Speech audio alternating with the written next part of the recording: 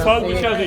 नमस्कार, मैं हूं आकर्षण उपल और इस समय आप ये सीधी तस्वीरें देख रहे हैं करनाल के डेरा कार सेवा से, जहां पर आपको बता दें कि हमारे साथ जुड़ने जा रहे हैं जगदीश सिंह झींडा, जो कि किसान नेता भी है, हरियाणा सिख गुरुद्वारा प्रबंधक कमेटी के पूर्व प्रधान रह चुके और किसान आंदोलन में क्या कुछ समझौते हुए सरकार के साथ, उसको लेकर बताएंगे। आप सभी लोगों से अपील, जो भी लोग इस वीडियो को, इस खबर को देख रहे हैं, इसे साथ के साथ जरूर शेयर करें। आज प्रेस कॉन्फ्रेंस का आज मुख्य उद्देश्य मेरा यह है कि जो किसान और सरकार में आपसे समझौता हुआ है, उसमें हम 5-4 लोगों ने पर्दे के पीछे रहकर अहम भूमिका निभाई है और उनको सम्मानित करना और ये खुलासा करना कि ये समझौता किन स्थितियों में हुआ, किन किन से बात हुई, कौन कौन समझौता कराने में यहाँ मौजूद रहे, मेरे साथ रहे।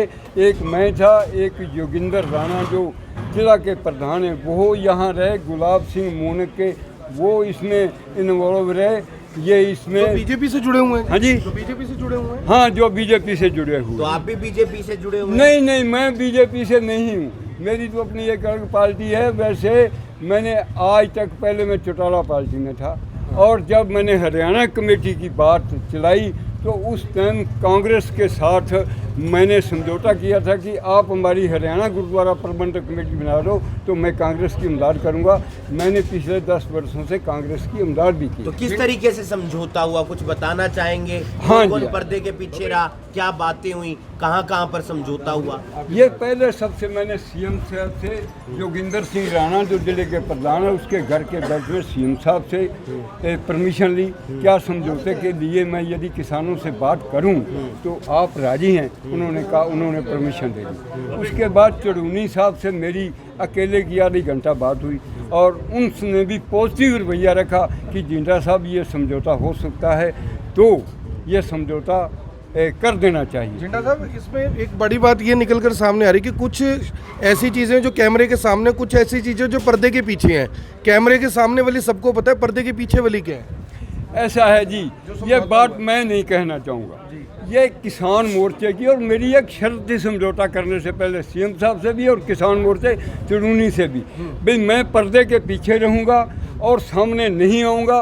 किसान संयुक्त मोर्चा और प्रशासन की जो बात होगी उसमें मैं और योगिंदर राणा जो पर्दे के पीछे रह के काम कर रहे हैं वो सामने नहीं आएंगे, क्योंकि हमारे सामने आने से ये शायद समझौता सिरे ना चढ़ सके। पर्दे के पीछे की शर्तें क्या थी? शर्तें ये है, वो तो देखो पर्दे के पीछे की तो किसान मोर्चा आपको बता सकता है, गुरनाम सिंह चुड़ूनी बता सकता है, जो ये लोग गए थे वो बता सकते हैं, और जो पर्दे पर बात हुई तो वो आपके सामने आई है। मैं ये बात जरूर प्रशासन से कहना चाहूँगा कि जो आपकी पर्दे के पीछे बात हुई उन बातों को भी आपको तो लागू आपको क्रेडिट क्यों नहीं मिला? वहाँ पर मंच पे आपको दिया जाता, बताया जाता कि जगदीश सिंह झींडा। ऐसा है जी, मैं 1977 में से लेकर 1991 तक किसान यूनियन में रहा।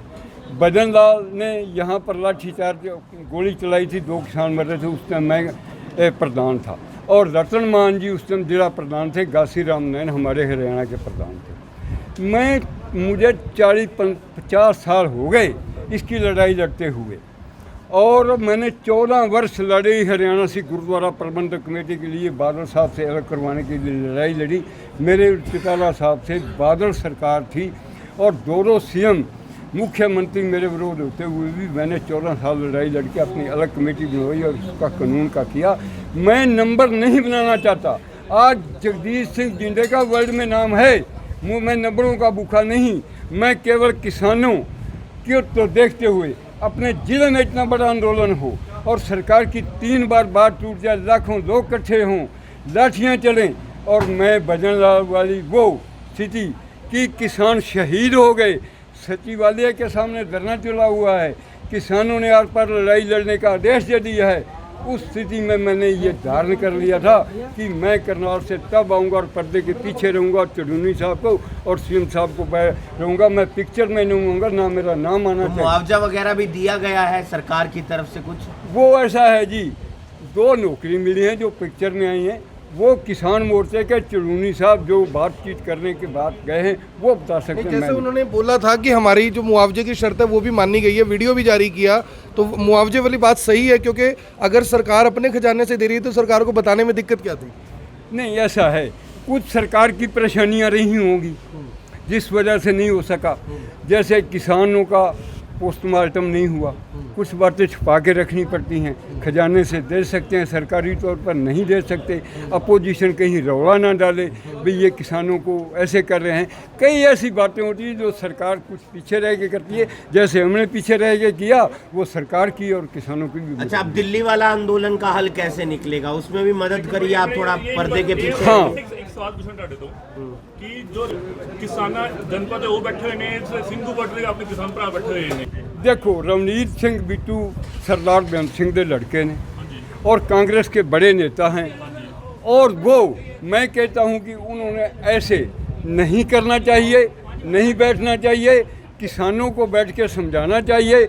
यदि वो कहेंगे तो अपोजिशन को ये बात कहने को मिलेगी कि ये कांग्रेस के किसान हैं, ये वो किसान हैं, इससे मोर्चा कमज़ोर दिखेगा। दिल्ली वाला आंदोलन कैसे खत्म करवाएंगे, उसमें भी मदद करवाइए थोड़ी। ऐसा सभी है, परेशान ऐसा है जी पत्रकार बंधुओं, मैं गुरु नानक के ऊपर वोट रखता हूँ, उस परम पिता परमात्मा के ऊपर वोट रहकर चलता हूँ, और मैं उनकी इजाज़त के बगैर कुछ नहीं कर सकता। ये भी समझौता गुरु नानक देव की वजह से और परम पिता परमात्मा की वजह से हुआ। मेरा तो प्रयास था, मगर समझौता कराने में अहम रूम गुरु नानक देव जी की, और जब इनकी बात चलती थी तब भी मैं समझता हूँ कि परम पिता परमात्मा और गुरु नानक देव जी उनके समझौते के। भगवान भी तो यही चाहते हैं कि सब शांति से निपट हाँ, जाए फटाफट। बस समझ गए ना। तो मैं अब अरदास गुरु नानक देव जी से ज़रूर करूँगा कि 10 महीने से आंदोलन चल रहा है, थोड़ी सी अपनी सरकार इन किसानों की तरफ देखते हुए, किसान भी ना वो बीजेपी के हैं, ना वो कांग्रेसी सरदार है किसान हैं, ना वो कम्युनिस्ट के सरदार हैं, 36 बिरादरियों के किसान हैं। तो मोदी जी आप किसानों के लिए भलाई की बात करते हो तो किसानों को मंजूर नहीं, तो आपके बैठ के इसमें हल क्यों नहीं निकलता। मैं गुरु नानक देव जी और परम पिता परमात्मा जी से अरदास जरूर करूँगा कि परमात्मा इतनी शक्ति दे जो बीच में आदमी पड़े कि ये समझौता सिरे। जिंदा साहब, जो 25 लाख रुपए मुआवजे की बात है, मैं फिर उसी सवाल पे वापस आ रहा हूँ, थोड़ा सा आश्वस्त तो कर दीजिए भी सरकार देने के लिए तैयार हुई या नहीं हुई। जो मुद्दा तो यही था ना कि परिवार की मदद हो, जो इसका जिसमें किसान की शहीदी हुई है, आप शहीद बताते हैं, अगर शहीदी हुई है उनकी तो मुआवजे में दिक्कत क्या है। देखो 2 सरकारी नौकरियां मिल गई, आजकल नौकरी कहाँ मिलती है, ये बहुत बड़ी बात है। बाकी रहेगी मुआवजे वाली बात, वो मैं कह रहा हूँ कि मैं नहीं खुलासा कर सकता, मेरे खुलासा रहने से करने से। ये बता दो भी आधी मांग मानेगी कि पूरी मांग मानेगी। नहीं, मैं कहता हूँ इस बात में मेरे साथ चर्चा ना करो, ये चर्चा करनी है तो या डीसी साहब से करो या सीएम साहब से करो, और या गुरनाम सिंह चुड़ूनी है। पर्दे के पीछे शर्तें तय हुई हैं, ये तो पक्की बात है। चलो मैं तो कहता हूँ भी हुई होंगी। गुरनाम सिंह चढ़ू, मैं इसलिए बात नहीं करना चाहता कि किसान नेताओं के ऊपर भी कोई इल्जाम ना आए कि कभी किसान नेता दिख तो नहीं गए। लोग तरह तरह की बातें न करें, क्योंकि किसान यूनियन में भी कई जड़े हैं, वो एक दूसरे के ऊपर लांछन ना लगा सके कि ये इसने पैसे ले लिए, इसने लालच में आ गया। ये इस बात अभी आपने कहा था गुरनाम सिंह चढ़ूनी थोड़े से अड़ियल जरूर हैं, अड़ जाते हैं अपनी बातों को लेकर। अभी आपने कहा ये बात, तो उनको समझाइए कि वहाँ पर संयुक्त किसान मोर्चा में अपनी बात रखी है।